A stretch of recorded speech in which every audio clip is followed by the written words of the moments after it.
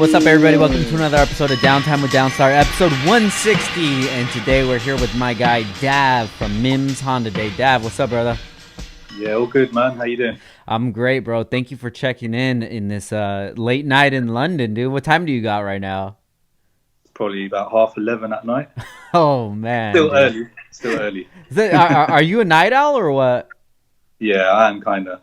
Because the other day, Friday, when we were doing the Downtime with Downstar live on the Instagram with Rywire, that was 6 p.m. our time. And right now, it's about 3:30 our time. So it was about, what, 2 a.m. when you were watching us? Yeah, it was about 3 a.m. Do you feel like you got to do stuff like that and stay up late to keep in touch with what's going on here in the States? Yeah, I think so. When it comes to the, like, Instagram lives and posts and that kind of stuff. Yeah. Obviously, you guys post when it's morning for us, and all the live feeds and that kind of stuff. So I do stay up and I do join the live feeds with people and just communicate and stuff. Yeah, you're always part of the community, man. I always see you, even before we became familiar with each other. I would always see you pop up, and I would see the affiliation that you had with Big Mike. And I was always just wondering, what is this Mimms until he started going out there. So before we get into it, can you just give us a quick breakdown of who you are and what you do?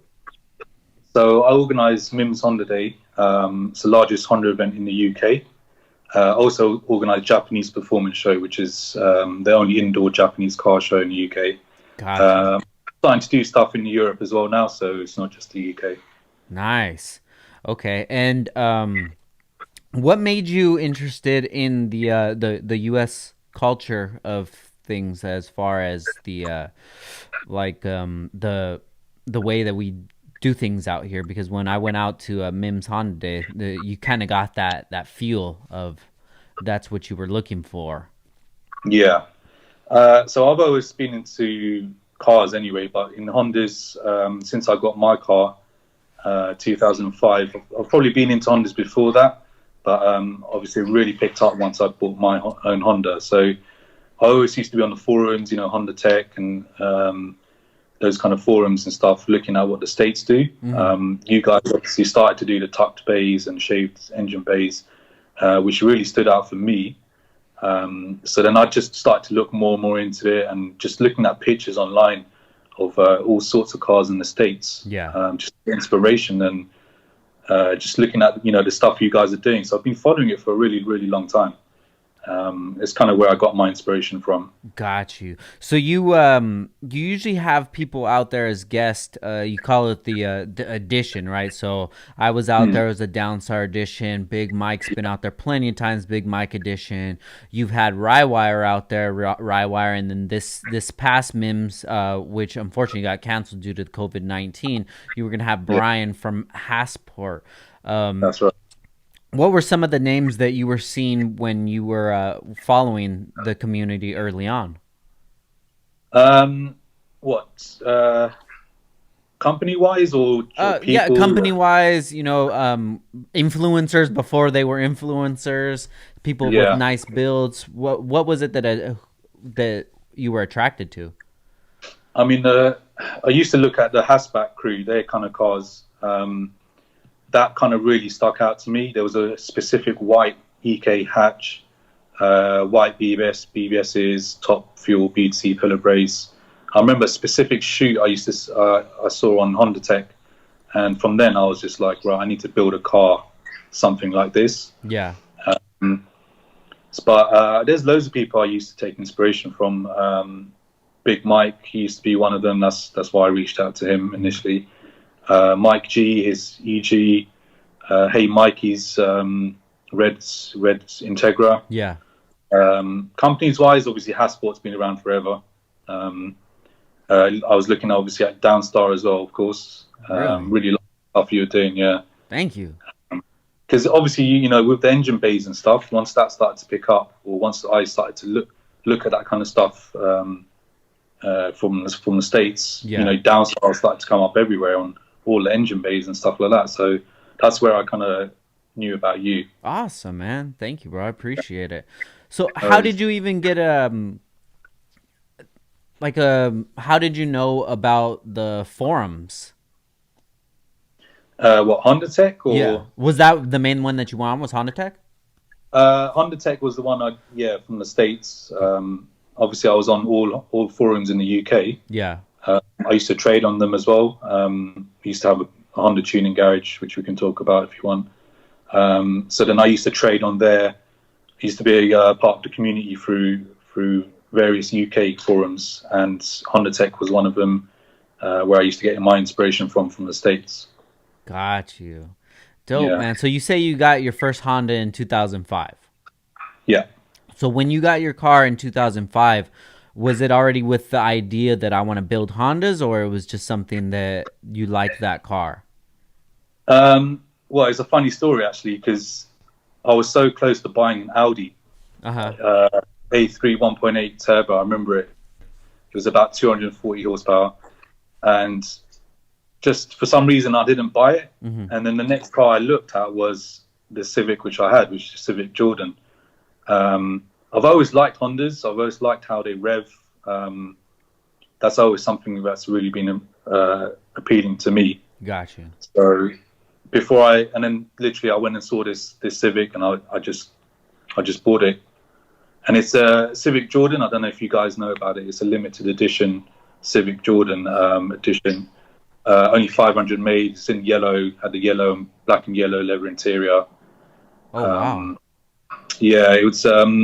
So Eddie Jordan, when he won at Formula One, they made this special edition Honda Civic, and Mm-hmm. they only made 500 of them with the Hornet emblem on the seats and the floor mats and the back of it. So I bought that, and it was bright yellow. So when I was driving it home, I just looked in the wing mirror and I could see it's just bright yellow. I was like, I've just bought a bright yellow Honda. I was like, what have I done? Yeah. But obviously, I love just the VTEC and all that kind of stuff. So I just kept the car since then.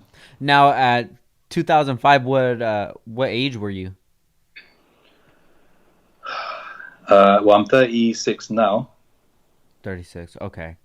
15 years ago. So what were you driving before that, or you weren't driving yet? I was driving. I've had my license since I could possibly, the earliest stage I could. Uh-huh. So when I was 17, I got my license. I'd be driving. My brother's brother had a car. He used to take that out. It was a Vauxhall Astra, Uh-huh. 1.6 Sport. Then I used to drive a Polo and just like other cars, just whatever it was I could get my hands on.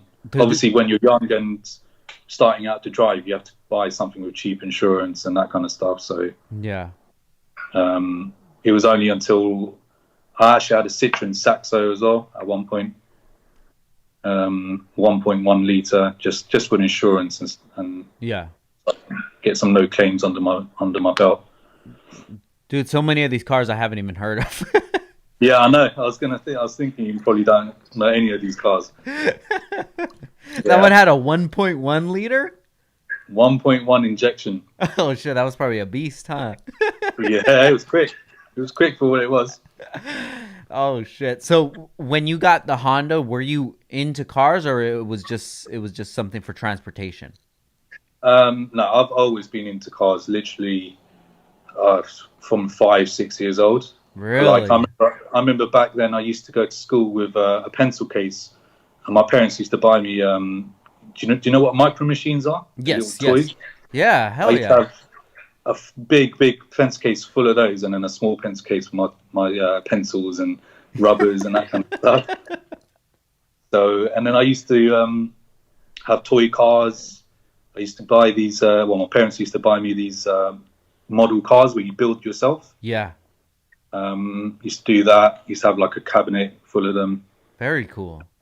Even remote control cars as well. I remember I was like probably 8 years old. So you had to build it was an electric one. Yeah. But you had to build the whole car yourself, and it was just something I'd done on my own. And I've always loved cars, always. How did you get into it? How did you figure out that that's what you liked was cars? I don't know. I don't even know. That's how long ago it was. I just like cars, and then even when I bought PlayStation, Need for Speed was the first game I'd buy, and I'd have like the steering wheel set up, the pedals, and all that kind of stuff. Yeah. Yeah, literally just all. That's all I've ever liked is cars. So Dude, I totally forgot about Micro Machines, man. yeah, That was a great time, they dude. used to have the game as well on PlayStation. Oh, really? Yeah, that was a cool game. You could drive on the snooker table and No way. toilet seat and stuff. Yeah, I remember. I remember the dude from the commercial, he would just talk very fast. Yeah, yeah. Micro Machines, that's dope, man. So you were just Yeah. always been into cars. So at a young age, what were some of the cars that you were into? Um, anything really, because what really got me into modified cars was my brother used to buy magazines called Max Power. Mhm. They were literally at one point the biggest magazine in the UK and probably Europe. And I remember he bought one back. Still remember it was January 1996, Mm. and I think it was a Blitz Toyota Supra on the front cover. And I just opened up the magazine, and that was that. From then, I used to buy them every month. Not just that, other magazines as well, Fast Car, which is still around. Just used to look at modified cars every month. I used to buy the magazines Yeah. without fail. I've got a massive stack at home. Still? Yeah, still in my cupboard. I haven't got rid of them. Oh, dude, Just for, that's awesome, man. yeah. So, at this time, where did you grow up at? So I was born and bred in London, West London. So I've always been in London. Got you. How was that growing up? What was life like? Yeah, life was good. We were in the west side of London, which supposedly, I think is probably the better side of London, in my opinion. Okay. So yeah, I was kind of in a nice area, nice-ish area, and yeah, that was it really. Just used to just hang out and go bicycle riding and playing sports in the park and all that kind of stuff. Just normal childhood? Yeah, just normal childhood. But cars was always literally the thing which was on top of everything else. Got you. So when you first got the car, driving home, realized it was yellow. Mm, yeah, And then did you start digging into the Honda community and getting more involved in it since you had a car? yeah. Straight from then on, I was always on the forums and stuff beforehand. Mm-hmm. But when I picked up my car, that's when I really got into it. Was just on the forums all day and posting, and yeah, just love cars. So Hondas was kind of what I got into the most since I picked mine up. So getting this car and knowing that it's a one of 500, did that even register to you, or did you just start working on it as soon as you got it? Yeah, just started working on it. Just do like the intake and that kind of stuff, small stuff, suspension, exhaust, that the small kind of things I could afford at that time. Yeah. Um, and yeah, just started to go to meets and that kind of stuff, seeing other people's cars, and yeah, I just really got into it. Now Yeah, this Civic Jordan, that's a EK, right? yeah. Okay. So what were some of the benefits that this car had versus others besides, special badging and the leather interior? Did it have the same motor? Yeah, it was a B16A2. Okay. So it was basically an EK4, Okay. but it was the Phoenix yellow color. Mm-hmm. It had black and yellow leather interior with a hornet stitched on the seats. Yeah. Floor mats had the hornets stitched in as well. That was the only really main thing, and it had Jordan's signature on the side of the car. Uh-huh. That was the only really main differences. Otherwise, it was a normal EK4. And that's the car that you still have to this day? Yeah, yeah, Wow, that's yeah, yeah. awesome, dude. They haven't got rid of it. I definitely want to get into that build because that build is going to be something special once it comes out, but Yeah. we'll get to there right now. So, when you got the Honda, you started going to meets and meeting other people. When did you realize that meets was something that really interests you? Well, ever since I got the car, I was going to meets, and it's just driving with your mates and other cars, and then parking up, hanging out, checking everyone else's cars, meeting new people. That just was something I really enjoyed. So I just continued to do it more and more. Now, was there a lot of meets and events out your way? Honda specific Yeah. or no? Literally, like I said, there was one main big Honda meet Mm-hmm. before I started doing Mimms. It was the Blue Water Shopping Centre. It's a massive shopping centre in the east side of London, and they used to have meets there.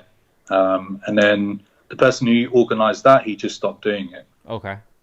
So then I thought it's perfect time for me to just start something up myself. It started up small, 20, 30 cars, and then it just grew and grew and grew to a point where it was just too big for the service station we were holding it in.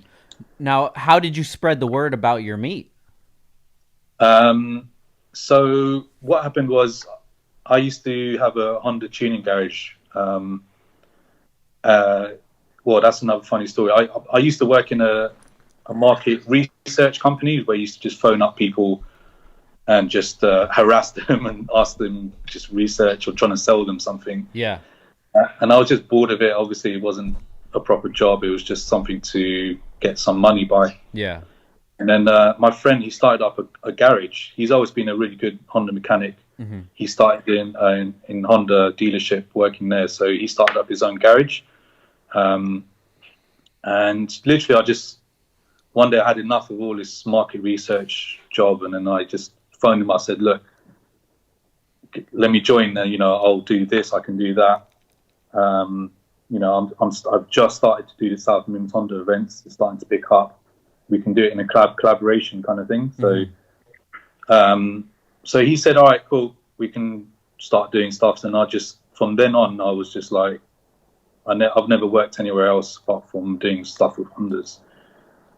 So then I started the South Mimms events just before I went to the garage. Okay. And then both things went hand in hand. They just kind of grew at the same time, because the garage we actually owned was like at one point was one of the best in the UK. We started to do tucked bays, Okay. which no one else in the UK was doing at that time. Wow. People used to see the pictures online, from the States, and my friend who's the mechanic, he knew how to do wire tucks and literally everything you can think of with a Honda. So we started to do that and started to promote it very hard on the forums and online. And in hand, obviously, I was doing the events, so they both just grew at the same time. So at this at the shop at the garage that you were working at, that's where you would spread the word at, like because you guys were known for having one of the best shops in the UK. Yeah, so I joined all the forums possible. Okay, got you. Yes, and then I used to promote stuff on there, post pictures of the work we were doing, pictures of all the tucked bays, and because people used to see the pictures online and just not in person, Mm-hmm. people just started to gravitate towards the garage, and they were in awe of a wire tuck and shaped bays and that kind of stuff. So we kind of brought that into the UK scene at that time because I think no one else was really doing it. Yeah. So then that just grew, that just blew up because I was posting it online, pictures on the forums, and then I became traders on these forums as well. So just word got out that we were obviously doing engines, engine bays and Hondas, Yeah. as well as doing the events. So it just grew from there. So when you decided to quit your job and start working at the garage, was that a big decision? No, because I didn't really want to do market research. It wasn't like, it was just a job just to get money. And what I really wanted to do was something with cars. Yeah. My friend always used to tell me, you should do something with cars. You just love cars. So, and I used to sit there and think, well, what can I do? Until this opportunity came up and I asked, and then it just, I was part of the garage afterwards.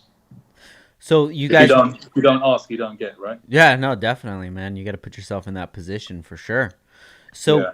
when that, what was the old meet called that you were saying? So South Mimms Honda meet. So South Mimms Services was the name of the service station. No, the one before that, the one that the guy stopped doing Oh, it. Blue Water Blue Shopping Mall. Water. So did you have any relationship with the guy who was throwing it? No, no, So he just nothing else. he just stopped doing it, and you saw an opportunity open up. Yeah, he stopped because he couldn't be bothered to do it, Got and you. police presence and that kind of stuff.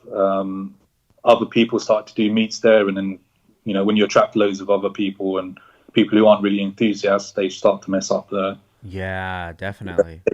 of the venue. So he just stopped doing that. Yeah. So when you started doing it, it was the South Mims. Yeah, South Mimms Honda meet. Okay. So let's talk about that. What was the thing that made you think like I can do this? Um, it, I didn't even think it would get this big, to be honest. It was just something, me and my friends, we wanted to go hang out somewhere, and I thought, well, let's just put the invite out to everyone, and then people started to turn up. 20 cars initially, then 30, then 40, then 50, Mm-hmm. and then just started to grow so big. People started to come from abroad, Holland, Belgium, France, Germany. People used to drive over just to park up in the service station, which was just a car park with food courts and that kind of stuff.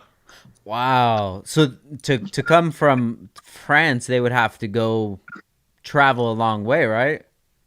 Yeah, they would have to drive. So if you're coming from Holland, for example, you have to drive through Holland, through Belgium, through France, get your car, put it on a train, go through the tunnel, Whoa. and then come out to the UK, and then drive to the service station.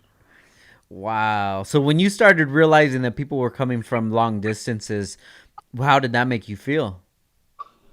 It was good. See, the thing is, I've never actually. It's only when I sit back and I think, okay, people used to come from far, and this is where it started. Otherwise, it doesn't really cross my mind unless I actually sit back and think about it. Yeah. So I just used to enjoy meeting new people and people from abroad, and when I go to events in their countries, and I can meet them as well. It was the same as meeting someone from here. It's just they've come from a different country. Yeah. Yeah, so it's the same. So how often was that meet? How often did you guys throw it? So that was always 3 times a year. Okay.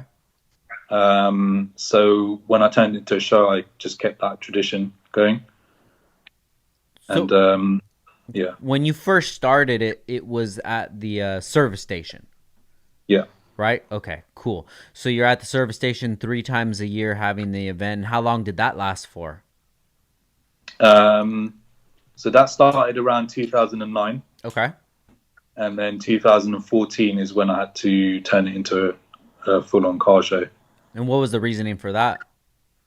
Well, the management said we can't do it there anymore. Literally, we took over the entire car park, Mm-hmm. the main car park, coach area, lorry area. Just literally took over the entire car park, and then people started to complain like there's nowhere to park. This is a big service station as well. It's on the north of London. Yeah. We have M25, which goes around. It's a motorway which goes around the whole of London. Okay. So it's on the main roads, motorway.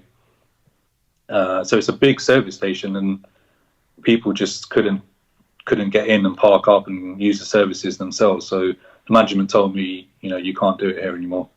Do you know how many cars that you had there at one time? Um, I don't know the exact number, but if you think of like a coach car park, a lorry car park, these are big areas because obviously they're big vehicles, as well as the main car park area as well. So you can imagine how big it is. I guess I don't know, maybe 5, 6, 700. I don't know, exactly, but it was a big service station, and it was completely full of Hondas. So when they decided that you weren't going to be able to do it there anymore, was it the after the event they said, "Hey, next year you can't do it here," or how much notice did they give you? Well, that's a funny story.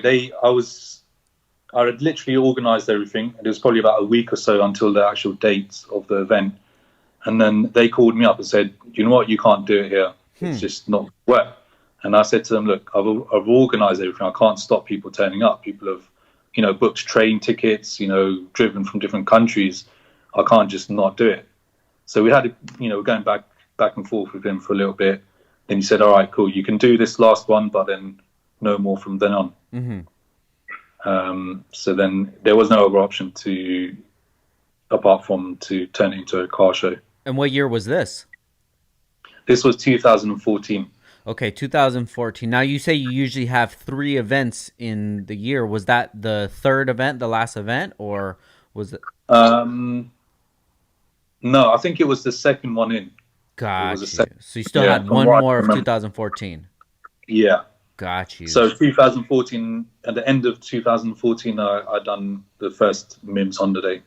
So you get this notice. You still are able to throw the event there. What is your mind like at that time? Are you just thinking, man, this is over? Were you ready to throw in the towel, or was it just I got to find somewhere No, else?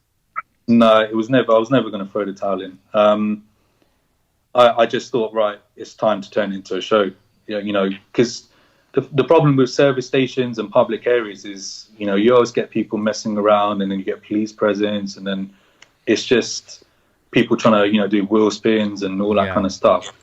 It wasn't a huge amount, but you always get those people, right? definitely. Yeah. So for me, I saw it as an opportunity to turn it into a show and have a proper venue, with a circuit or a drag strip, or an indoor area, Yeah. which is what I've always wanted to do that. I always wanted to have one at a drag strip, one at a track, and then one indoor show Got you. towards the end of the show. So it took me a while to get that into place because, when you're going to these big venues, and you're saying, I want to do an event, and they're looking at you like, well, what have you done before? Yeah. And you're saying nothing. And, these are big venues, you have big events on. So it was a bit difficult. It took me time to build up the shows where I can get to a point where I can go to these venues and say, look, just give me a date, Yeah. and then we can show you, what kind of event I want to put on. Was anybody helping you with this? No, literally on my own. I've been doing this on my own from the start. That's awesome, man. Yeah, Congratulations, dude. You kicking ass, bro. thanks. I'm trying. I'm trying. It's hard work, I could tell, man. I've been to so many events, and I see the event owners and see what goes on behind the scenes, and I don't know if I would want that stress, dude. Yeah, It it is seems like a stressful. lot.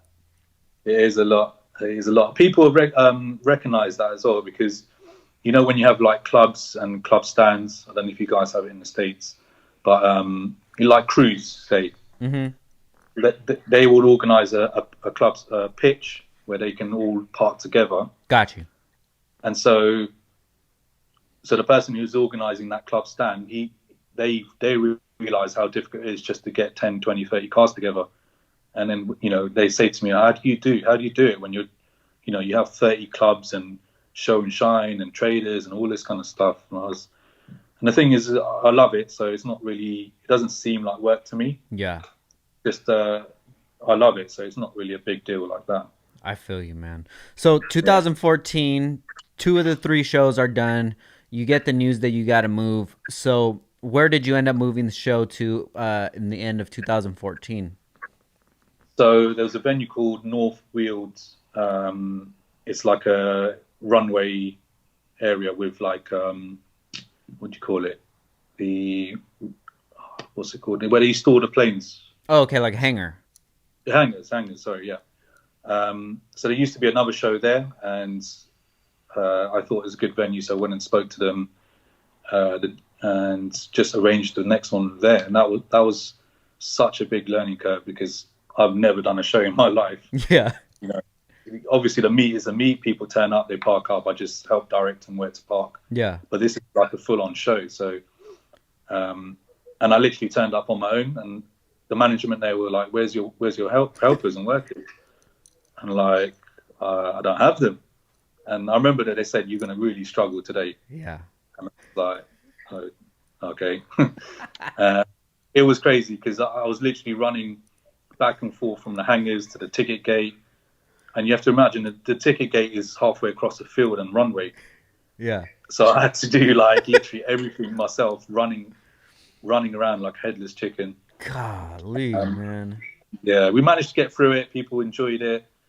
It wasn't too much hiccups, like in terms of the person turning up and coming to the show. They thought it was all great.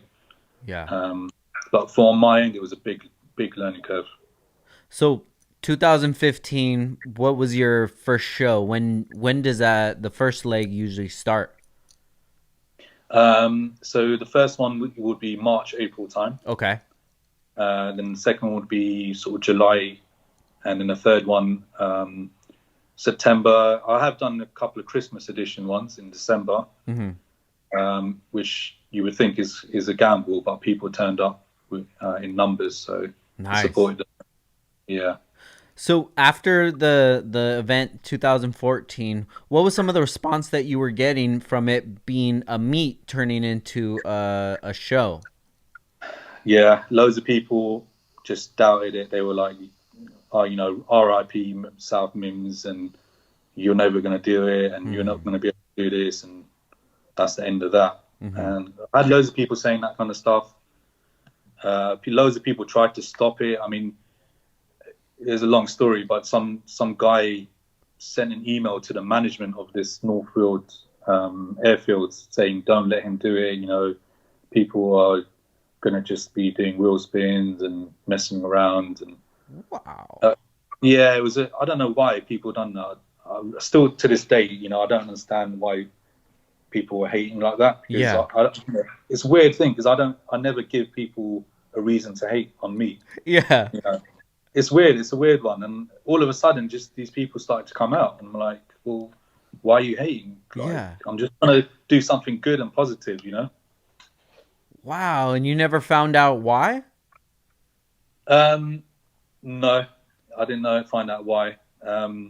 Well, I don't know whether to go into this, but the person may have been doing events there at that venue Oh, before. got you. Okay, that makes Yeah, sense.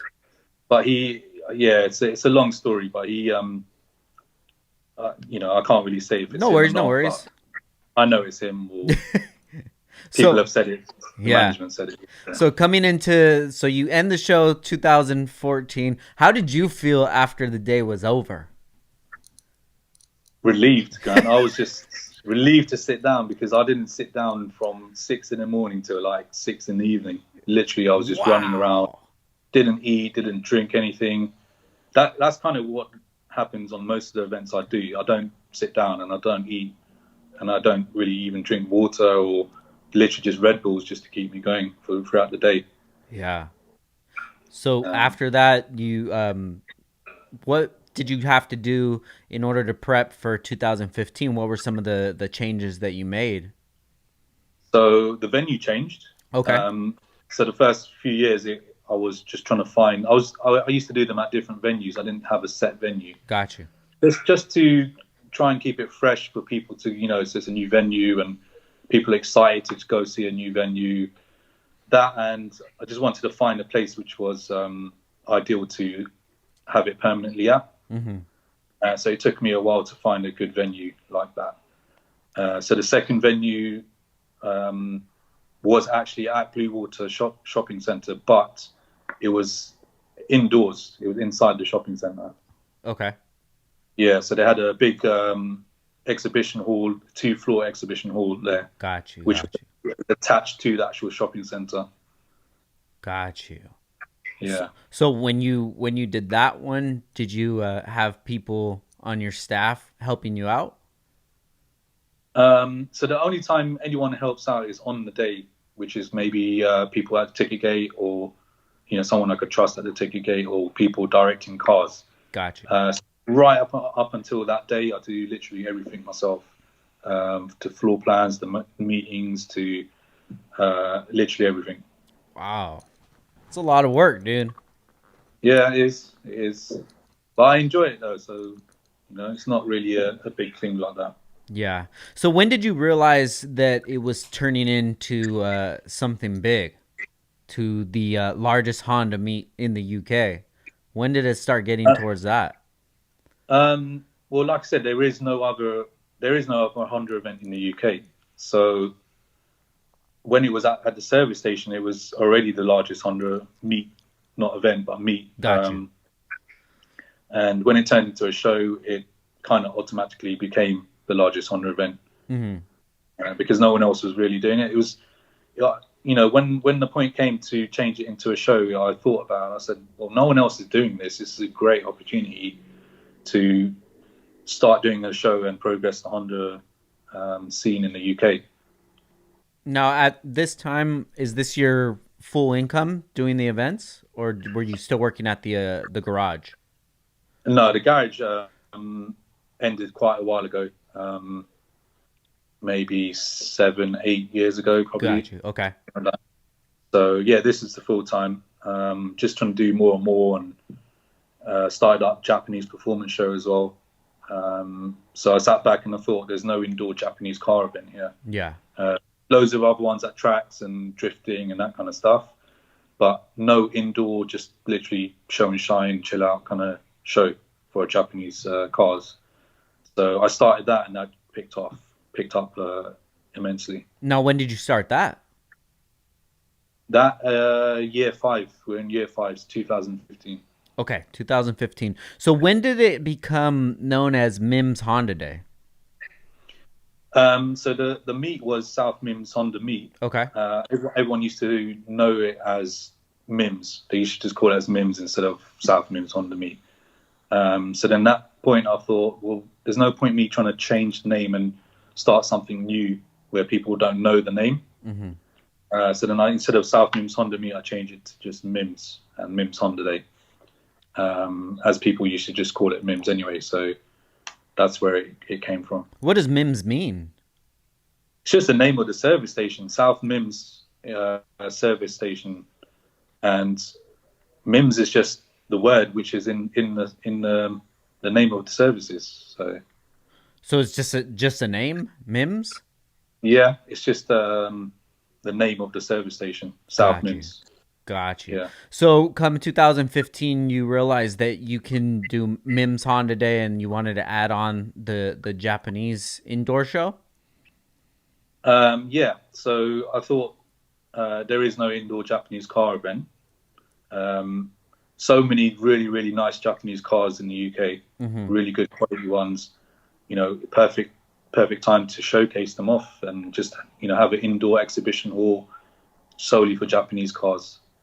Yeah. So I started that up. First year was decent, good turnout. Second year just got even bigger. Third year just got massive. Six, seven, 800 cars. Wow. Yeah, That's awesome, man. yeah. It's become one of the premier sort of Japanese car events in the UK, solely by the quality of the cars. Do you screen the cars before they come in? Yeah, so anyone who's going inside the main exhibition hall, they have to send me an email with the specs and pictures, Hmm. and then I choose which ones are decent, which are the best quality. That's the main thing for the show is the quality. People recognize that. Now, at this time, when you have the two events going on, what is it like on the forum? Since everybody just knows you from the service station meets, and now you Mm. have two of the premier events going on. Did the confidence change in that people had in you? Um, yeah, I mean, people supported me always because because I was always in the community. I used to go to the events. I used to mingle with people, speak to people about their cars. So people kind of knew me from there anyway. Hmm. Um, and when they realised that I'm doing something positive here, I'm just trying to get people to come together.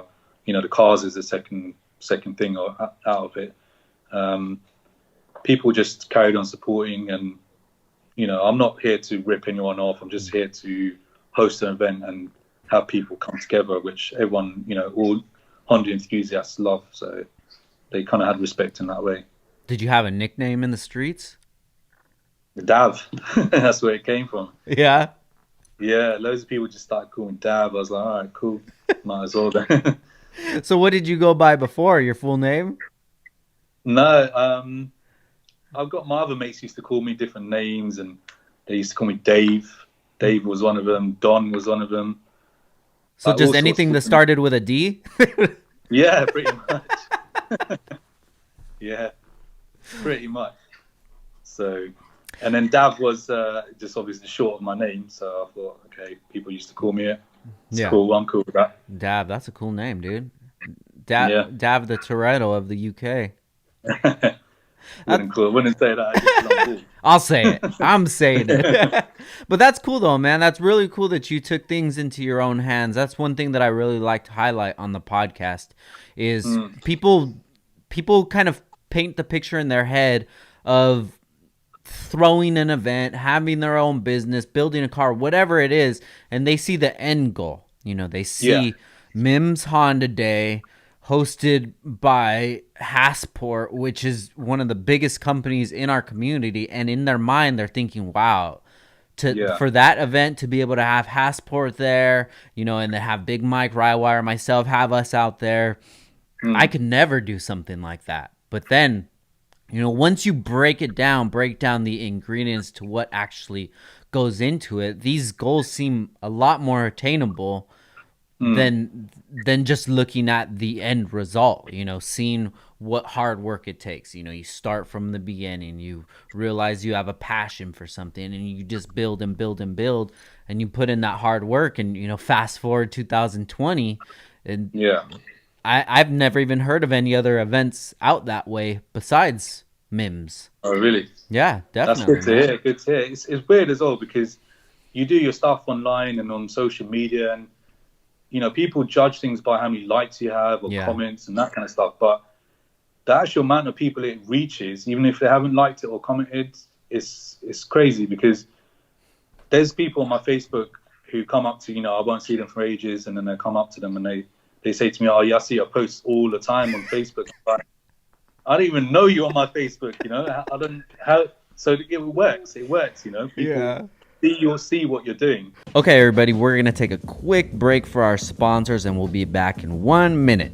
We all know that there's tons of places you can buy your car parts at, but when you really need help, who's in your corner? When you need parts for your Honda, you need to visit HeelToeAuto.com. Since 2002, Heel has built a reputation for service and support. Let me repeat that, guys. Since 2002. It's 2020 right now. That's a long time of experience, man. These social media slingers and copycat web stores can't match Heel professionalism.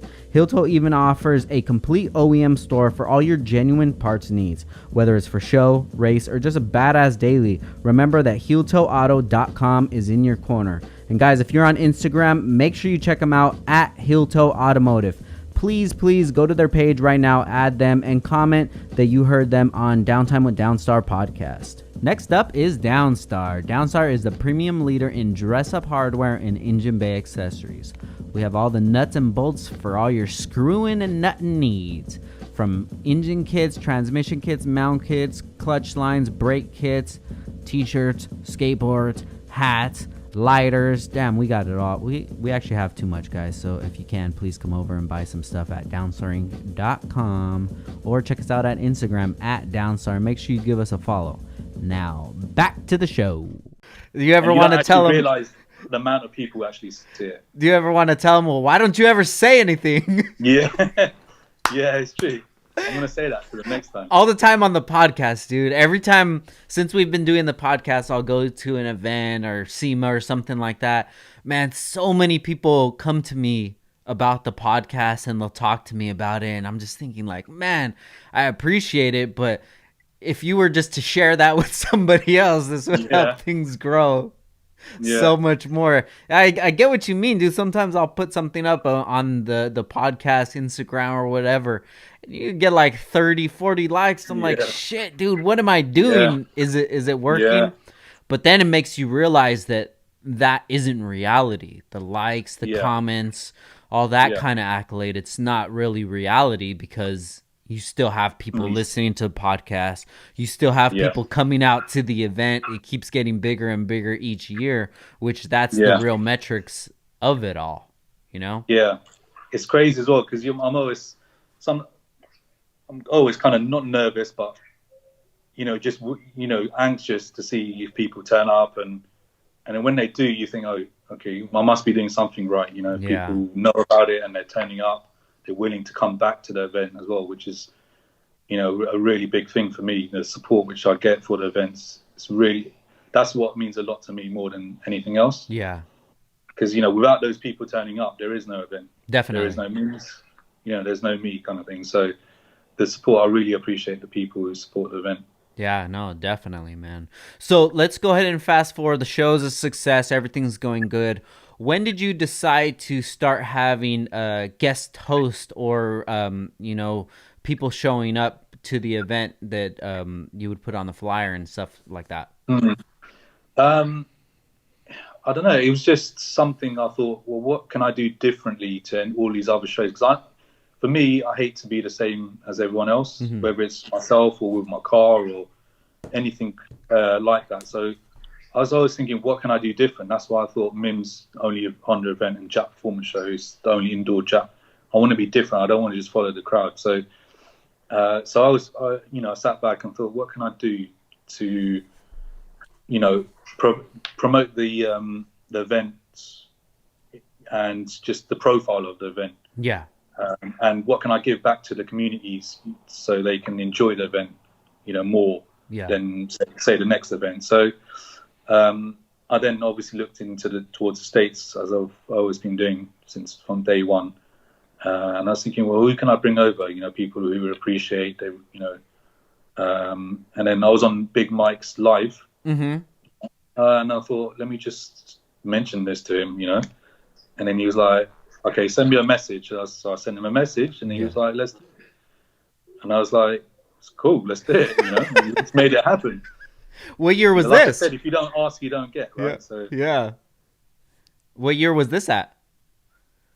um, 21, I think the year before you came. So you came 2017 or 17. 2018? 17. 17. So yeah, 2017, I think, was the first year he came. No, I came 27, so it had to be 16 Sure. then. Okay, then 2016, yeah. Got you. Man, you hit the You would have, ground yeah, running, you dude. came, what's that? You hit the ground running from 2014 and then 2017 in that short of amount of time you're already flying out guests, dude. That's awesome. Yeah, yeah. It's just something to give back to the people, yeah, who come and support. Yeah. So you reached out to Big Mike. You guys settled out what the plans for everything. Um, how was that experience for you? Yeah, it was really good. It was good for him to come out and for us to hang out, and more, like I said before, more so just to hang out and make a new friend and Hmm. connection and that kind of stuff, more so than anything else. Yeah. And we've become good friends now since then. Just same with you Yeah. and Ryan.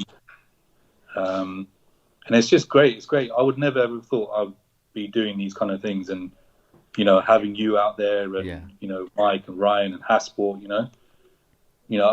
Ever since a kid, I was been looking at Hasport engine mounts, since I've been in the game. So to have and actually speak to someone, like Brian, is just like out of this world for me, really. Yeah.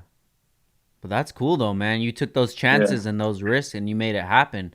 And seeing yeah, things like that, that's really attractive to somebody like us because we see that you're putting in the work and we know that just to get to the point that we're at, that's what it takes. mm, And to see somebody else yeah, putting in that work, being so motivated to want to make things happen, it makes you want to be a part of it for sure. yeah. It's weird though because I don't actually think about, like I said earlier, I don't think about that.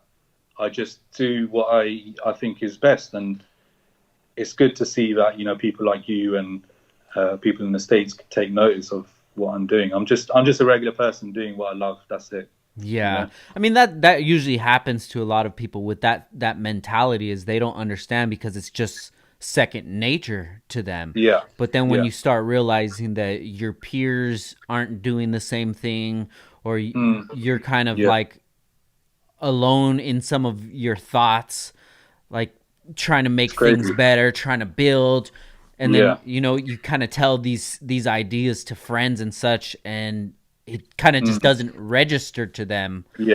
Yeah. So when you started growing, did you notice that your drive was different from other people? Yeah, I did actually. Not to be like big headed or anything. It's just I used to look at my friends and see what they're doing. I used to tell them, my plans, and they're all supportive. They didn't try and knock me or anything like that. They just didn't really get it because they're Yeah. not into the cars as much as I am. But the people around me didn't really have that kind of drive. Mm-hmm. Um, whereas which I see in you and Ryan and Mike and all the people who are actually doing big things in the community. So until I saw those people, I used to just think I was kind of on my own. Yeah. So it was quite refreshing to have you guys over for the event. It really kind of put motivation into me. Yeah. Hey, So it was good. likewise, dude. It's Good. it's rare to be invited to an event in the States, Mm, as far as to come out as a guest, and instead of coming out and selling and things like that, to be an actual part of the event. I mean, for me, that's rare.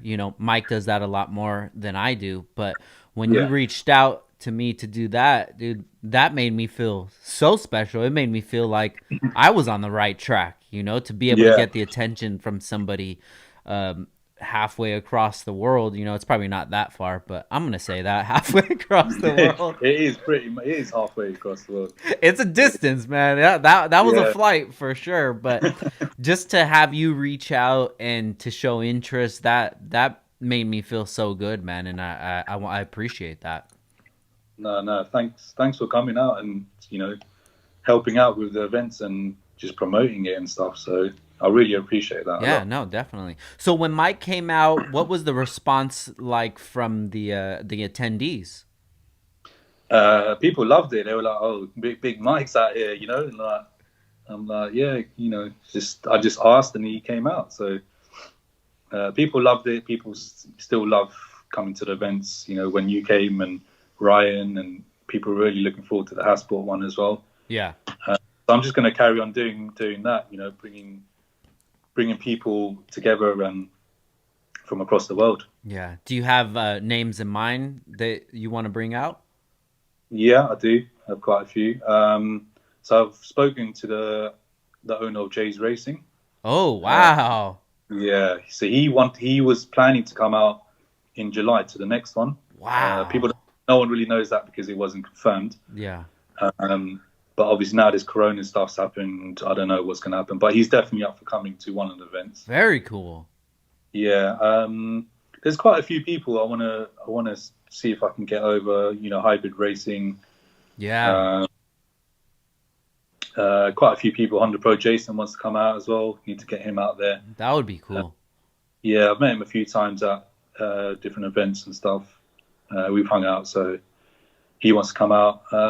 Quite a few other people. I've got like a list on my phone. Damn, you can make it happen, bro, for sure, dude. Yeah, yeah, If anybody's listening and you're thinking about going, when I went, it was such a great time, bro. We had yeah. so much fun, dude. So much fun, man. Yeah, we were just. I love that downtown area of London. Just going out there, hanging out, seeing all the clubs and the Mm, eateries and the architecture and the cars there. There's a lot of a lot yeah, of different cars, more than yeah. cars that I'm familiar with. It's things are very different over there, but I loved it, man. I never thought, a guy coming from Oxnard, I never thought that I'd be out in London Yeah, for work, dude. But yeah, yeah. No, it was good. It was a really good time. Enjoyed it. that and Uh, one thing that you introduced me to was Nando's okay, yeah. with the Nando's, yeah. the Peri peri peri. peri chicken. Yeah, Yeah, and when I left over there, I took a lot of the sauce packets and I yeah, yeah, put them on my luggage, took them home, and then yeah. do you guys have El Pollo Loco out there? Okay. No, Well, El Pollo no. Loco is basically just like a fast food chicken place. They do like grilled chicken. So Okay. I would go and just get a meal from El Pollo Loco, and then I would get the Nando's, the peri peri sauce, put it on there. I'm like, Yeah. oh my god, this is so good.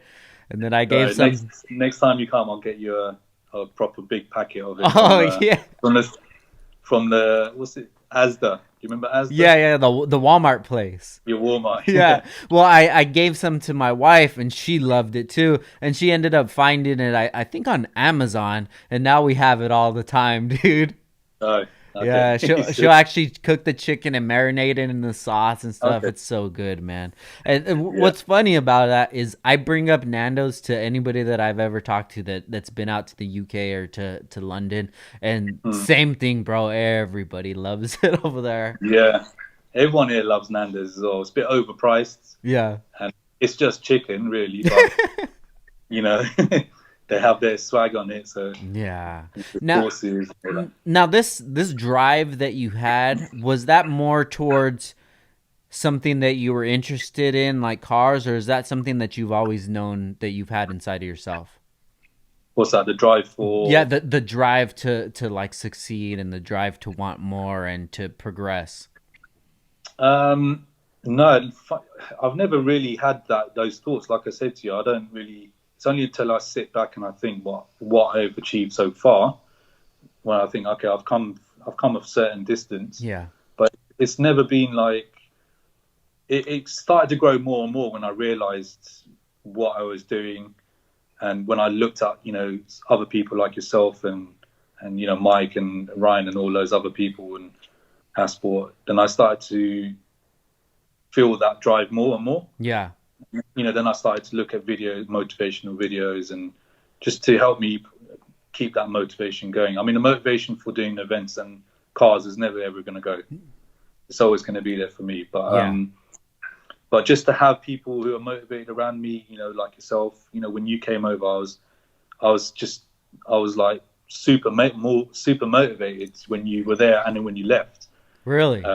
Yeah, just to see the kind of stuff you do, and how hard you work, and how many how many things you're doing in the community is just it's motivating to me.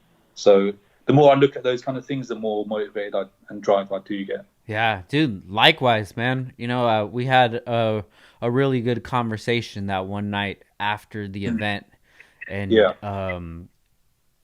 it just made me feel like there are certain things that I didn't need to worry about, and yeah, certain things that I needed to focus more on.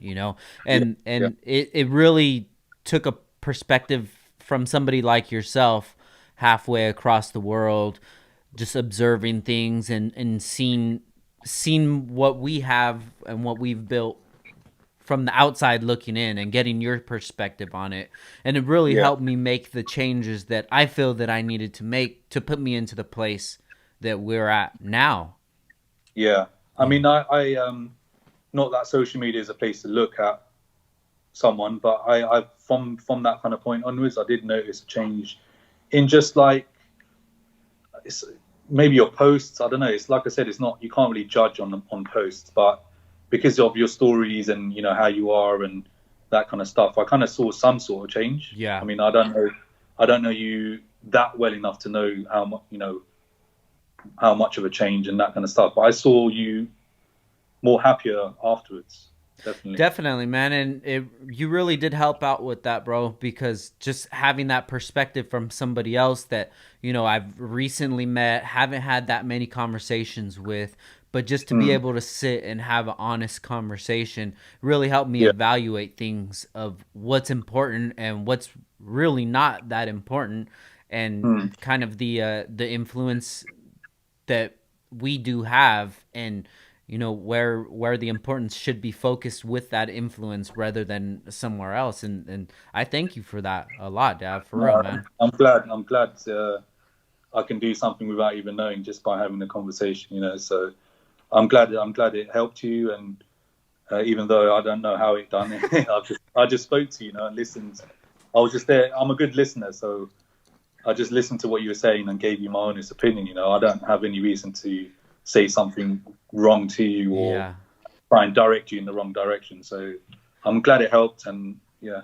I And appreciate to it. having those conversations with somebody who isn't biased, somebody who doesn't have a dog in the race, somebody who's just Yeah. listening, man, Mm. that's as close to a therapist as possible.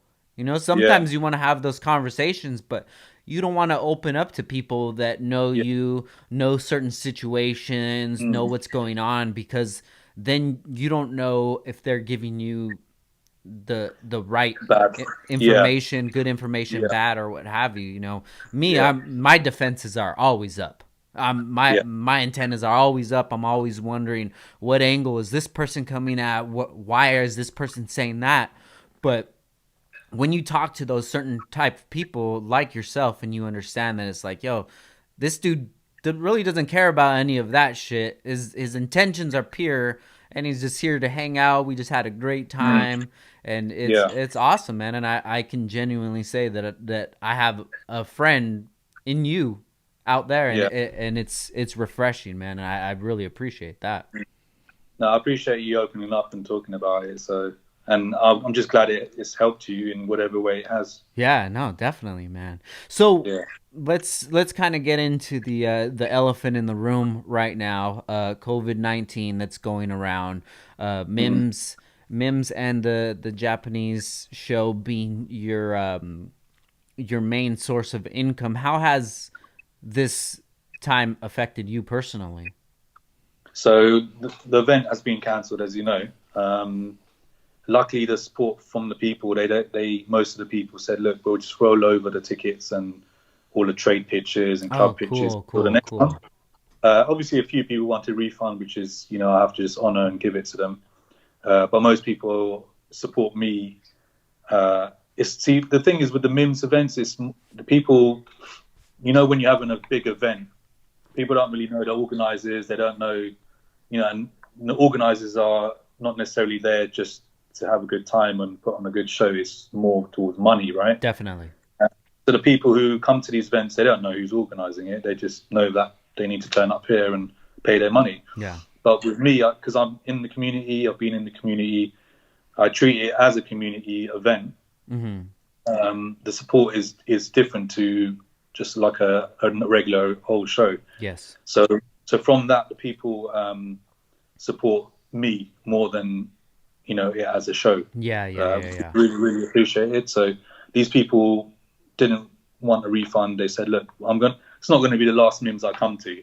So keep the ticket money if it helps you. Just in terms of having going through the tedious job of refunding everyone and all that kind of stuff. So the support has been there for the event, even Mm-hmm. though it's been cancelled. Um, but yeah, I mean, the next event we have to see how it goes. Really, if Yeah. we come out of this sooner than later, then everything's back up and running. So just have to see how it goes in the next month or so. So what are things looking like? Wasn't the UK kind of on the late train with everything? They still are, to be honest. Really? Yeah, I mean they've done a lockdown, but people are still going out and doing whatever they want. I mean, there's a lot of people who are listening and staying in, but then you get people who aren't, who are just going to the beach and going here Mm. and everywhere. So So so oh, go ahead. I'm sorry. yeah, they haven't really done like an official lockdown where the military out and making sure people aren't going. It's just they've said to people don't go out, and people are still doing it. So it's not official lockdown. What about businesses? But yeah, businesses are locked down. Okay.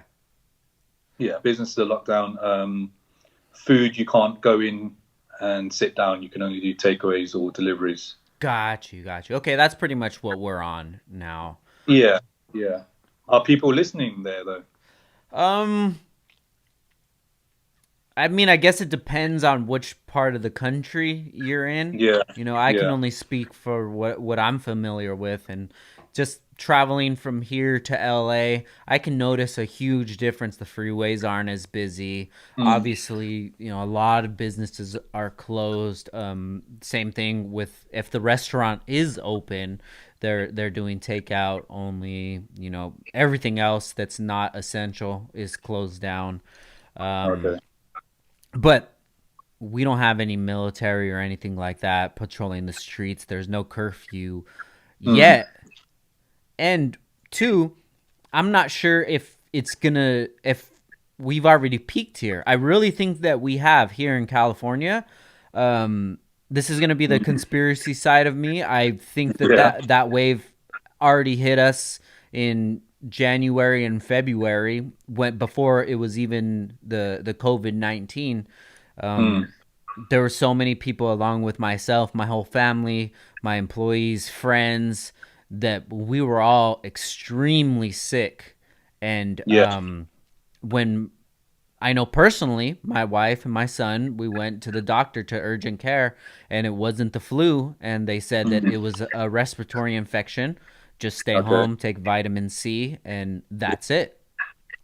There's So millions of people here in the UK. Same thing. Same thing. Even my missus had it, um, and it lasted for like 3 weeks, and then it yeah, went away. Came back the following week. So yeah, I think we've definitely had it here way before it's been documented.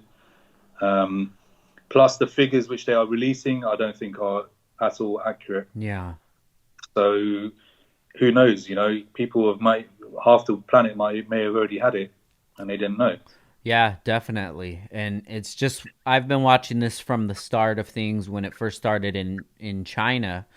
And Mm. when that news started coming out, it had already been out even earlier than that in China. But you're Yeah. seeing the videos of the people dead on the streets, and Mm. you know the whole entire city on like lockdown. China can lock their Yeah. stuff down no problem. And Yeah.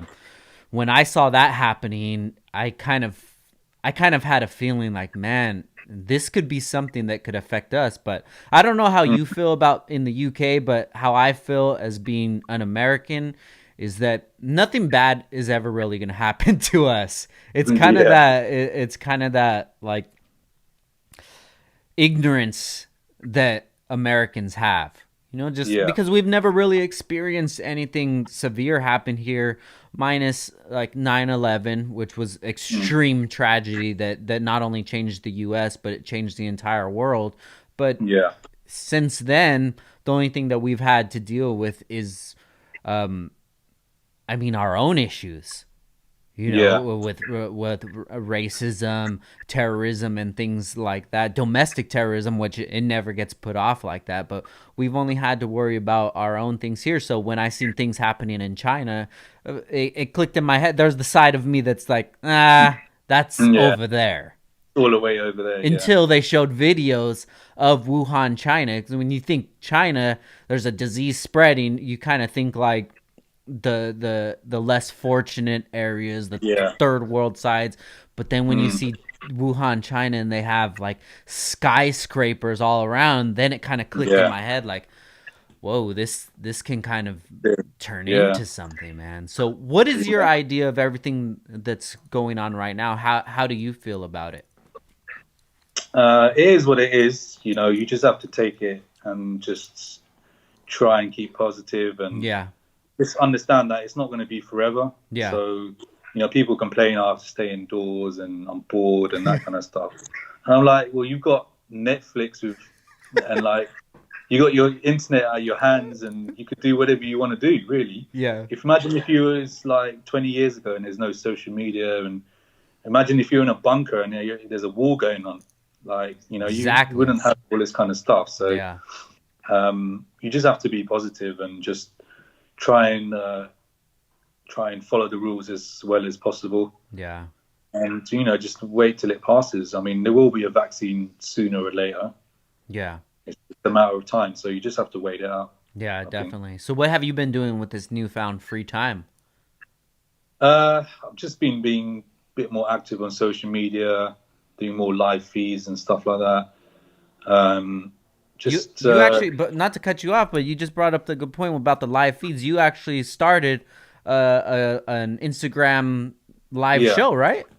yeah. It's called Mimms Talk. It's just live feeds, joining in with people.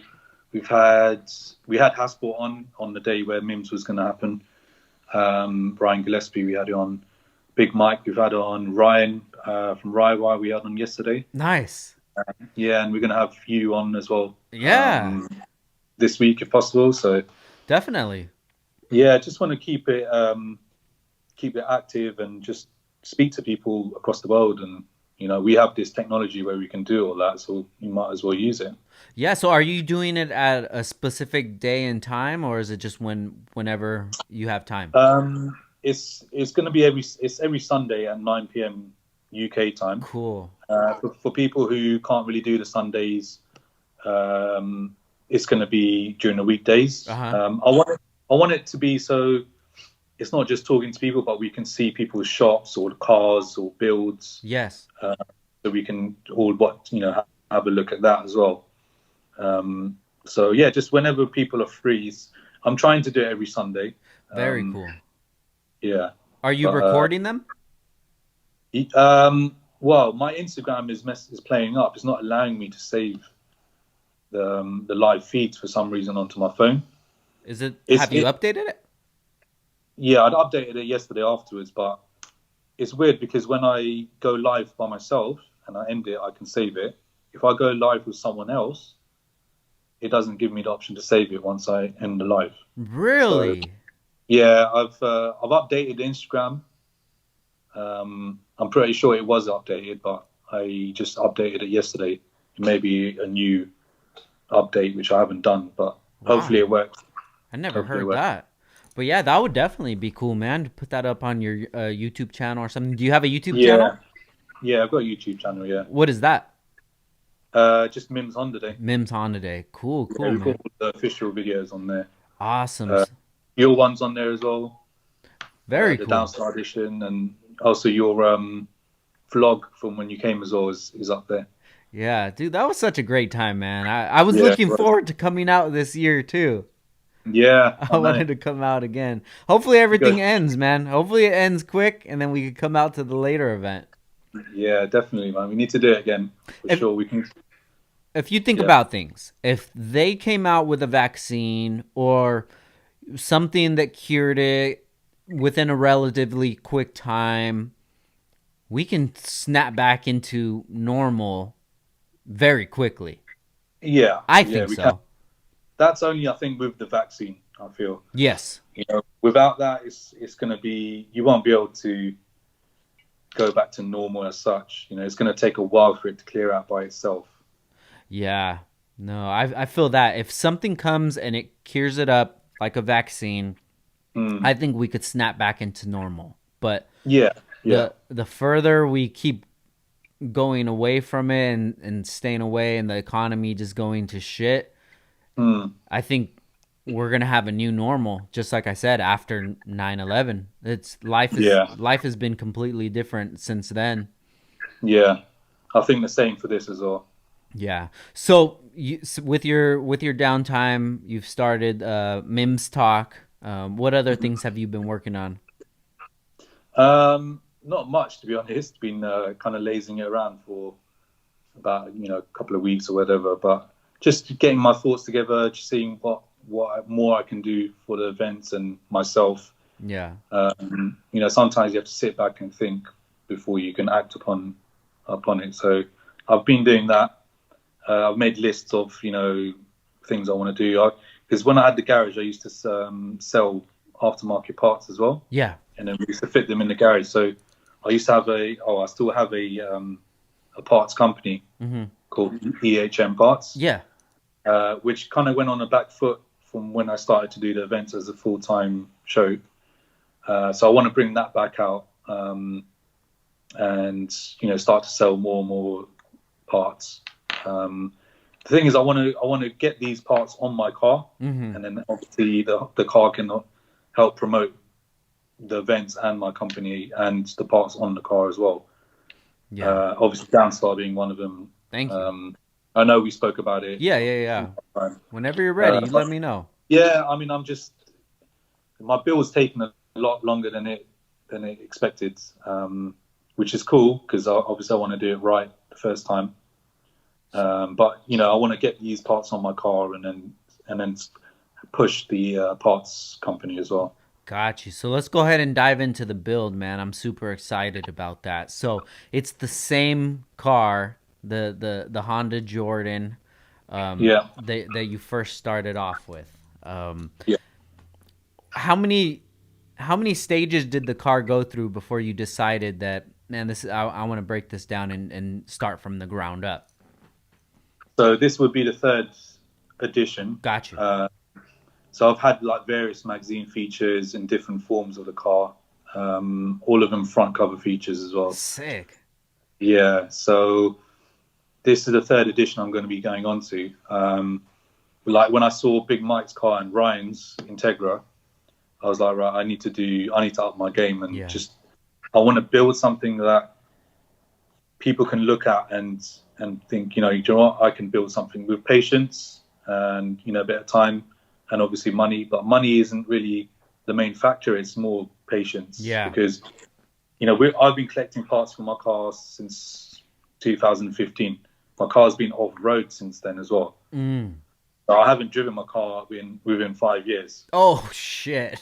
Yeah, and I've been collecting parts along that time. Wow. So it's not a matter of how much money you have. It's like obviously I've saved up and bought the parts I want, whether it's expensive or not. So I want people to realize that with my build as well, that anyone could build something with a bit of patience. Yeah. Don't just cheap out on a cheaper part just because you can get it quicker. So I really want to kind of push that message across with my build. So what I'm doing is I'm tearing the car down completely after seeing Mike's and Ryan's car, trying to build something on that kind of caliber where Gotcha. it's everything is brand new. Literally everything's brand new on the car. Very cool, dude. So what step Yeah. are you at now? So the car's been painted. I put the cage in. I've smoothed the engine bay again. It was smoothed before on the version 2. Mm-hmm. I've smoothed the interior as well. Mm-hmm. So all the brackets, all the holes on the interior is stripped out on the back. All the drain plugs and like the holes in the footwell, all Yeah. of them been welded and smoothed Very cool. and it's been sprayed inside out with loads of different like body parts, side skirts, front end, and that kind of stuff. Got you. Engine gearbox is getting fully rebuilt from ground up. New turbo kit, new turbo, new clutch. Everything's brand new. Literally everything. So what is your idea of this build? What category are you gonna put it in once it's finished? Is it gonna be like a show car, race car, show Um, race? it's going to be everything. The main thing I wanted was for me to be able to drive it on the road. Mm-hmm. So it had to be road legal. Had to be show quality. Had to have enough power for me to race it on strip and on the track, Yeah. which I'm going to be doing. So it's literally it's everything. It's not just one thing. So I'm building the car and using the car as I want it, Yeah. not how people think you should use the car. Yeah, definitely.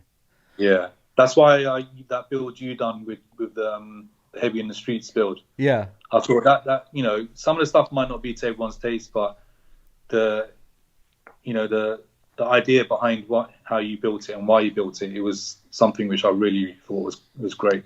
Thank you, man. I appreciate it.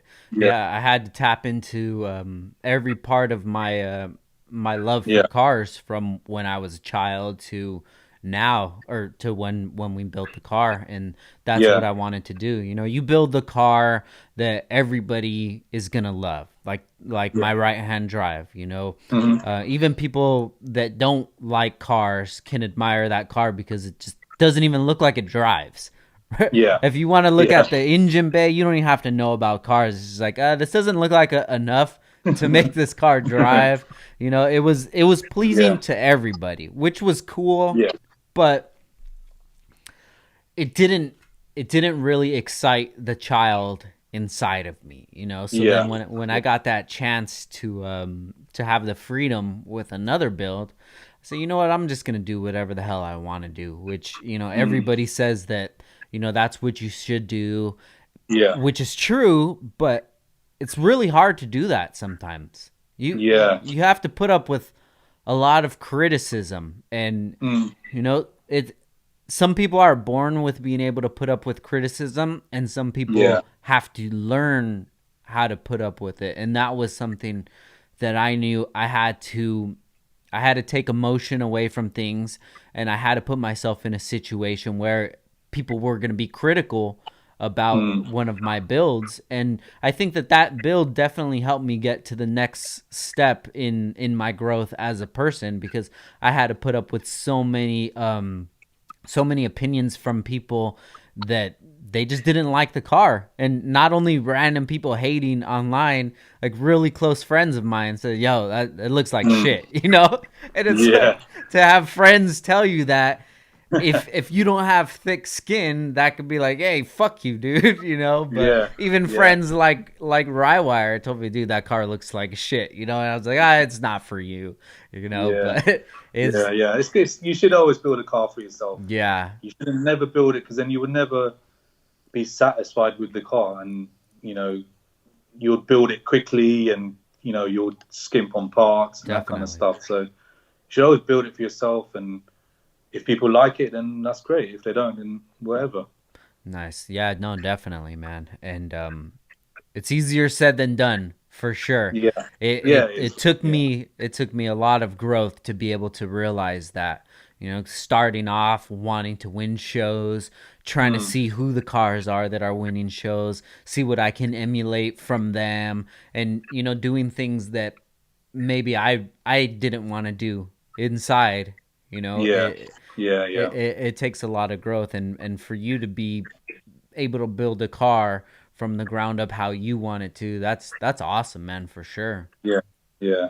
I'm not too fussed about what people think of the car. People, I know some people won't like certain parts of it, and but the thing is, it's not for them. Yeah, You know, it's for me. yeah, It's what I want, what I enjoy, what I like. So that's what I'm going to do. You know, I kept the sun. I put a cage in my car with, and I kept the sunroof, for example. And it was like, well, why have you got a sunroof and you've got a cage in the car if you're going to track it or whatever? I'm like, because that's what I want. That's what I'm going to do. yeah. Simple as that. Yeah. I want some creature comforts. I'm going to drive the car on the roads as well. You know, I'm going to drive on the track. I'm going to do whatever I want to do with the car. You know, you don't tell me what to do with my car. Yeah, Just because I put a cage on it, even if I don't drive on the track, it's got nothing to do with anyone else. To be honest, it's what I want. So that's how I'm building the car. yeah. With the heavy in the streets, EG, I don't think anybody even noticed, but that cage that was in there was for a right hand drive car. That was it.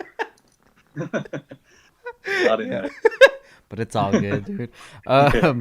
So do you want to go to into any specifics of the build, or do you want to leave that up to suspense?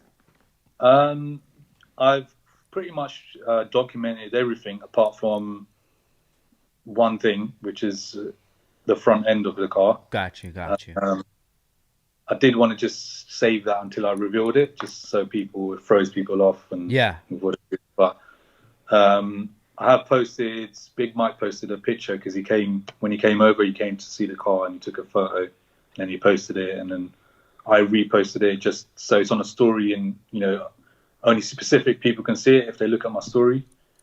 So, but apart from that, everything else we got, everything's brand new. Bellac industry wheels. Um, what else? All engines, all brand new. Got a Sheepy race turbo manifolds. Nice. I had one on the previous edition of the Yeah. car. I've got a new one now. Skunk 2 center feeds on a B series. I haven't really seen that on anyone else's car. Oh wow, on a B series. Oh, Yeah, B cool. series. Very center feed. cool. Have you ever seen those? Not that I can recall. No, that's Yeah. awesome. Yeah. So Skunk 2 don't do a center feed for a B series, Uh-huh. which I've never seen on a car. So I'm excited for that. I'm gonna have the up pipes from the exhaust going up through the bonnet. Which I'm going to see if I can route the intercooler piping underneath Very cool. and go straight up into the Yes, throttle yes. bar. And everything, all the throttle cable and injectors and fuel rail is going to be underneath. Yeah.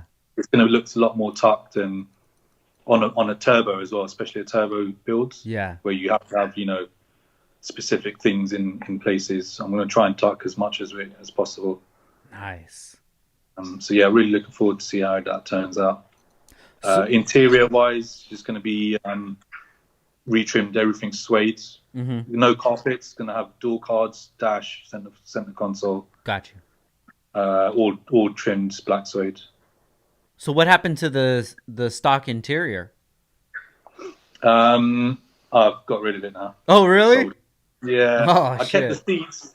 I had the seats and everything because they're limited edition, and I've still got the carpets, which I'm going to use. Yeah. Um, but the seats were just taking up too much space in my garage. Just like, just get rid of them. So So is there yeah, going to be any signage on the car to represent that it's a Jordan? yeah. So in the center console, they've got a plaque Cool. which has the number and then the Eddie Jordan signature. That's still going to be there. That's probably the only thing which is going to be there. And the floor mats, which I may put in just when I'm driving it, regularly down the road or Yeah, whatever. yeah, yeah. They've got the logo on the floor Oh, mats. cool. I gotta look that up, man. I've never seen that before. That sounds cool. Yeah, have a look. Not a lot of people know about it. Yeah, I think it's only in the UK it was sold. yeah. It's only 500 of them. So yeah, Very cool. Have you seen any other ones in person? yeah. I used to see them on roads driving by. I was like, oh, Jordan. And like, yeah, you know about the Jordan. And Just the color? Is that what gives it away? the color, and it has the Hornet logo or badge on the back. Uh-huh. That's what's stitched on the leather interior as well. So where the back where the H would be? Not where the H is, where it would say 1.6 Got you, VTI or got where you, got you. just above it's got Yeah. the badge, and then it's got the signature on the rear quarter, on the Nice. bottom Yeah. of the rear quarter. Yeah. Very cool, dude. So when do you tentatively plan on having this car done? I wanted to have it done this year, but this Corona's just delayed everything. Yeah.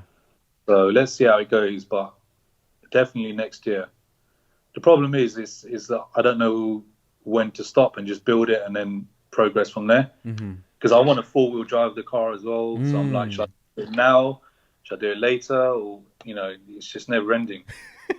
Yeah. So I'm just thinking, right, let me just build it, and then I can either four-wheel drive it later or can add stuff to it. I want to ultimately I want to four-wheel drive it, and I want to get the billet block and Oh, head. And wow. I want to do the entire engine and gearbox billet. Wow. Yeah, that's my long term future for the car. What brand were you looking for with that? So there's a PBE one, Mm-hmm. the Pro billet. I know Speed Factory have done a collaboration with them, Mm-hmm. but it's a company out in Malaysia which do they do the B series block, the head, the bell housing transfer case for the four-wheel drive, and I don't know if Low Cash do the casing, the gearbox casing. I'm not sure. That would be the only I thing think left to. I'm pretty sure Drag Cartel does that. Is it the bell housing or the actual casing? It's the bell housing. Okay, yeah. Okay. I Yeah. want the case on it as well. Hell yeah, dude. I literally want the entire engine and gearbox to be billet. Are you gonna polish everything out or what? Yeah, probably. I've got the frontline fabrication billet cam covers already. Uh-huh. I don't know if you've seen that one. Mm. Proper piece of, it's some serious piece of art there. Check it out afterwards. With the valve Frontline cover? fabrication. Yeah. Oh Valve yeah, cover. yeah, yeah. No, Frontline does Yeah. great work, man. Yeah, frontline. Yeah, so I've got that already.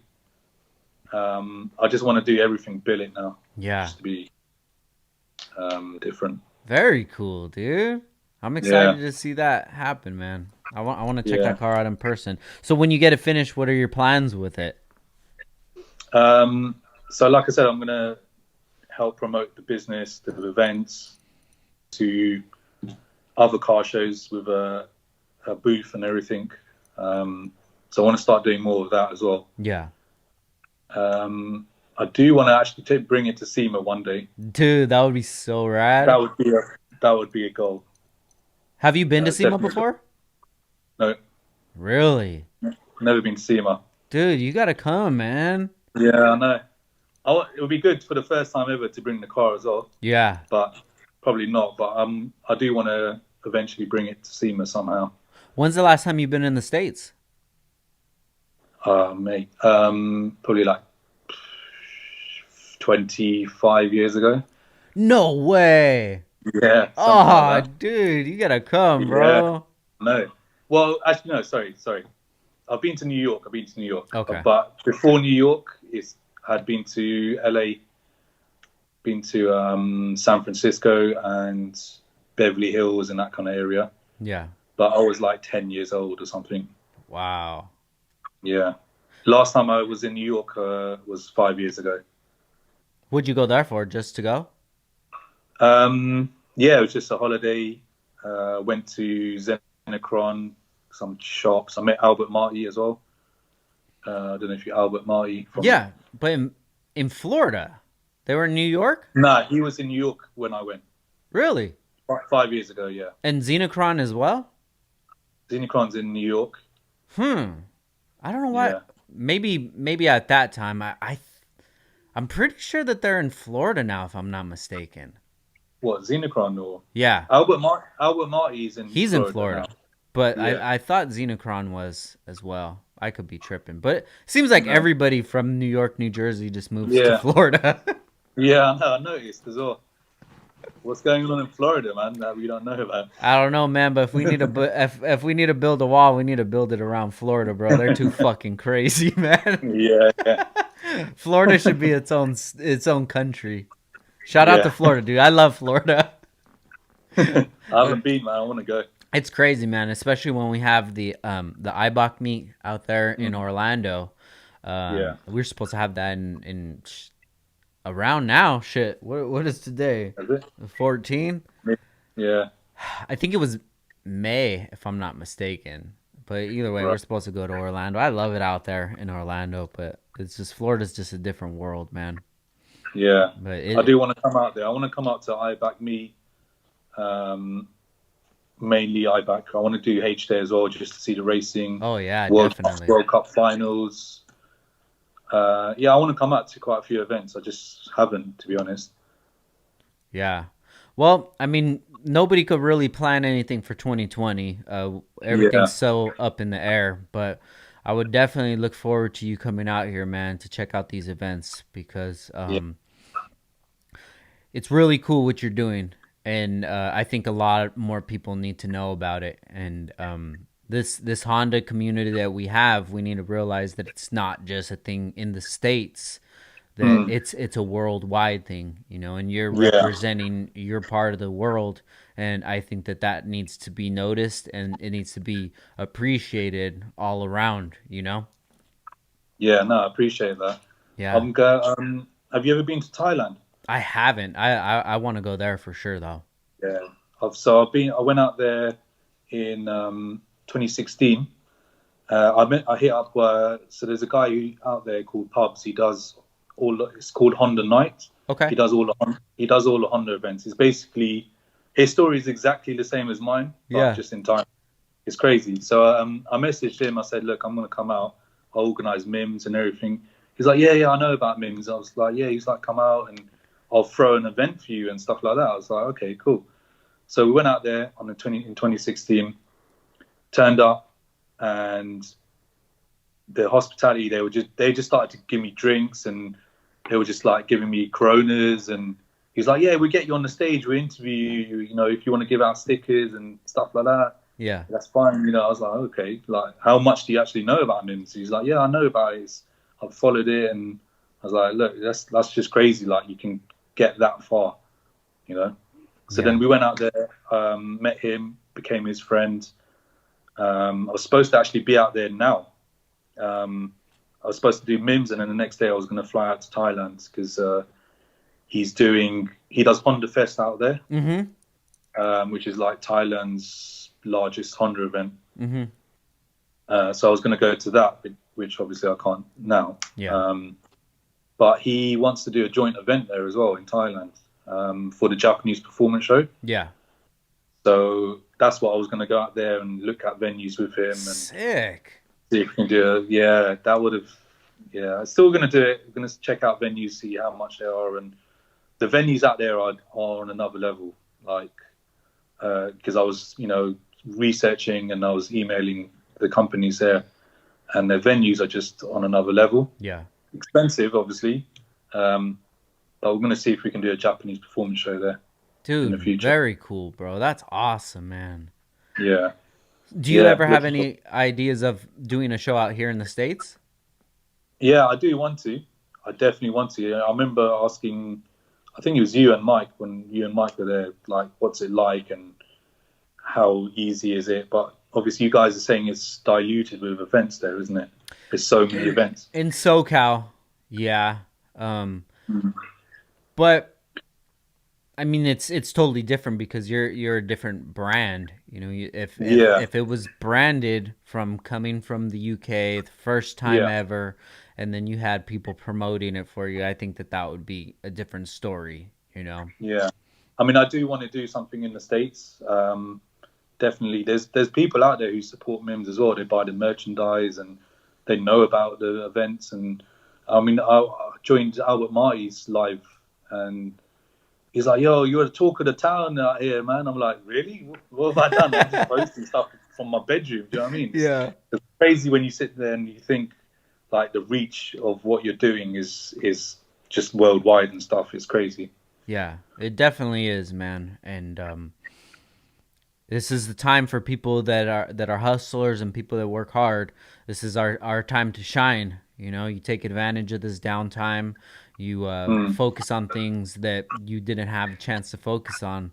And once this is all over, we're gonna hit the ground running, dude. And I'm excited to see not only where everybody goes, but what you do, man. What Yeah, Mims has in store for everybody, and your growth and your build. And I'm excited to see everything yeah. unfold for real. Yeah, I'm excited too. Just need to just carry on doing what I'm doing, keep my head down. You Definitely, know. man. You're doing it. You're Yeah, I'm doing it. trying. I don't even realize I'm doing anything. That's the thing. It's just, but when people tell you, because even for this event just gone, people were flying out from the States to come to the Mimms, and they had to Wow. cancel their flights, and I get obviously get a refund for their tickets because they might Yeah. not come to the next one. People come from Malta. People have flown in from Romania, driven from Romania, Belgium, France, Germany, Holland. So yeah, I'm just trying to slowly get the support out there, from the people, and Yeah. then hopefully I can just, come to the States, do an event, do one in Thailand. We done one in Nurburgring last year as Yeah. well. Yeah. Yeah. How was that? Yeah, that was good, really good. Everyone enjoyed it. You've never been to Nurburgring, have No, you? no. I've wanted to. Yeah, yeah, it's crazy venue. Well, next time when we're doing it, come out for Dude, sure, you man. let me know. I'm down for sure. Yeah. So then we done one in Nurburgring, and then I'm going to be doing one in Holland. I do Japanese performance show in Belgium now. Yeah. It was first supposed to be in June. I'm not sure if that's still going ahead, but just trying to venture out, and Yeah. just get out there. Very cool, man. Well, for you just staying on top of things, you being present in social media, you doing Mims talk, like this is definitely keeping your name in the community, and hopefully more people find out about the event and make those trips. Because it's not only just about going to the event. You get to go to Mm, a different country, you get to yeah, experience different things, and that's what it's all about, man. Just if the excuse to go to London is that you can go to a car show, like, dude, yeah, that's 2 for 1, man. That's awesome. yeah. Same before I was to come to the States or anywhere else. Like Yeah, even the Nurburgring way was great because we got to drive through and have a good time along the way, and have the event and then come back, see yeah, everyone, and it was great, really good time. dope, man. Dab, well, I look forward to your future success, and if you ever need anything from me, man, you always got me, bro. Thanks, I appreciate that a lot, Yeah, of really do. course. So before we get out of here, where can people find you at, and where can people buy some Mims merch if they want to get some? So Instagram, my personal one is at Dav underscore Plaha Plaha. That you can see all my builds on my car and just stuff about my life, and not too much because I'm not really I'm a bit personal in that kind of sense. But the Mims event is Mims at Mims underscore Honda underscore day, and the Japanese performance show is at Jap underscore performance underscore show. Dope. Uh, yeah, and then just Facebook as well, Mimms Honda Day, YouTube. Now, what about the merch? Oh, merch. I That's another thing I need to be doing is putting it up on the website. But if you want to buy any of the merch, just either DM me or you can find me quite easily. So just Yeah. send me a message, whichever way, I'll pick it up. Dope. Very cool. We'll have it all listed below, man. Dab, it was so good to sit here and talk with you. And I wish it was Yeah, in person, but hopefully sometime yeah, in the near future it will be, man. yeah. No, I really appreciate you having me on here. Like I was looking at the previous, giants of the industry you've had on here, and for you to have someone like me, I'm honored. So thanks a lot, man. No, definitely, dude. I'm trying to get everybody in here. Everybody that's a piece of the puzzle of the industry, and you definitely are. You represent a very big part of the world that a lot of people don't know much about, and now they do because of the hard work Yeah, that you've put in. So it wasn't even a question in my eyes of if I was gonna have you on, but when. It's yeah, it, yeah. it's an honor for me, man. I really, really appreciate it. No, I appreciate the kind words. I really do. Yeah, of course, bro.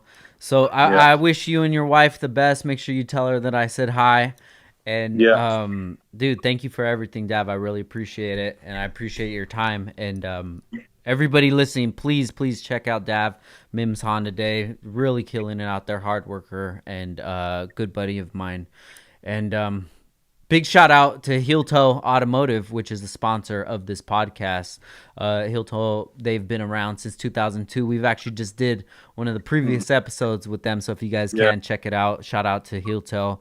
And shout out to everybody listening right now. Thank you for your support. I really, really appreciate it. And this is Downtime with Downstar, episode 160, and we out. Peace.